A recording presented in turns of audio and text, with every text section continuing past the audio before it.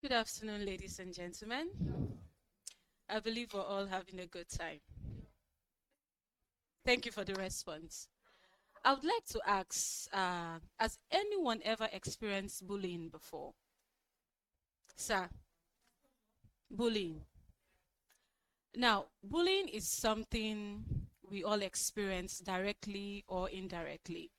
Bullying occurs in our families, in the workplace, church, even Nigeria government bullies its citizens.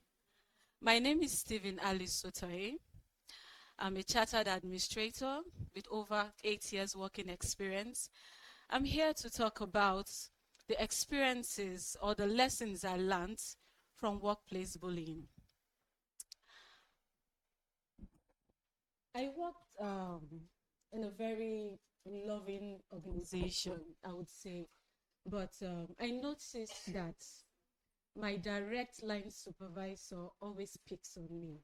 I have no reasons why, but I just noticed it. Now, for example, I've seen a colleague wore a very short sleeve dress to work, and he sees her and he compliments her. Oh, you're looking very good. Your dress is very nice. So I assume, okay, this dressing is accepted in the organization. And probably days later, I try something similar or maybe a bit longer. I get scolded. Oh, why are you dressed like this? Are you coming to distract? A whole lot of things happens. So, and then other things that usually happen that I wouldn't want to go into. Now, fast forward to last year, January, one of my directors called me to assist in cleaning up his house, sorry, his office. I called the cleaners and we were doing all the cleaning. And then I was asked to trash a lot of things. So I saw this very nice black Louis Vuitton bag. So I asked if I could keep it because he had already said, okay, trash everything. If I for before I asked for permission to take the bag, I called few names if he had called them to know if the bag belongs to them. And he said the bag had been in his office for close to a year and nobody had come, and he has asked all the names I called. So I felt, okay, fine, this bag will be useful to me. So I took the bag and I just transferred all my makeup inside the bag.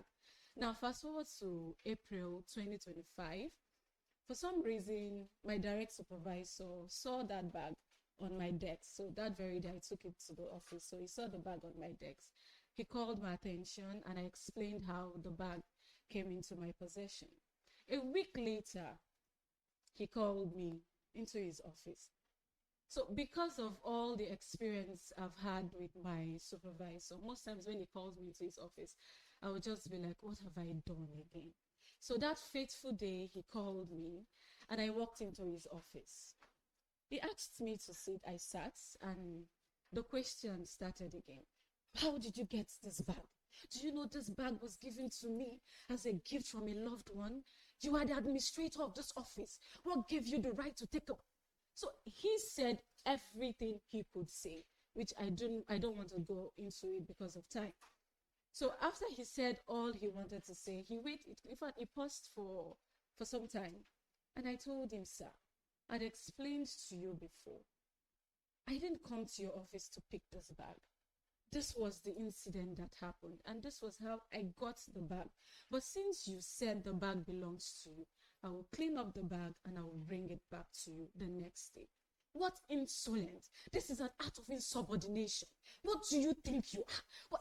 He said a lot of things. And then one of the things that really got me angry was, this is how things get missing in my office. This is how things get missing in my car. And at that moment, it was as if the negative and the positive wires in my brains were all sparking.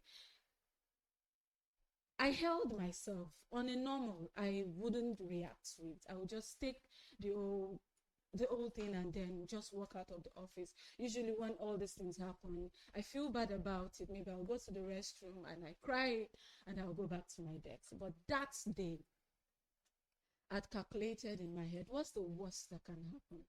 I will leave the job. I'm tired. So after he was done talking, I said, sir, I have worked in this office for over 8 years.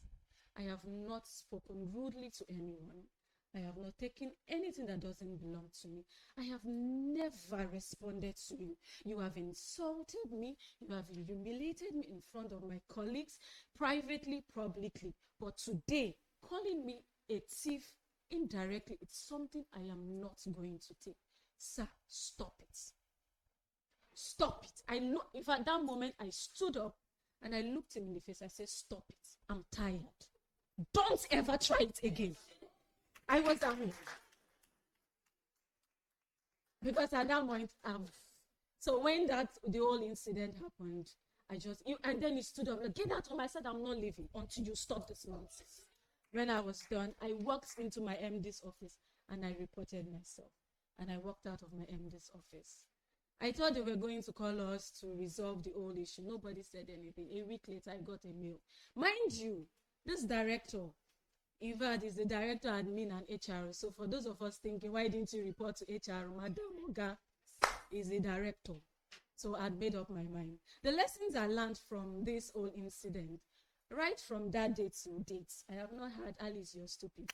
Alice, you're this. So the truth is, sometimes you need to stand up to your bullies.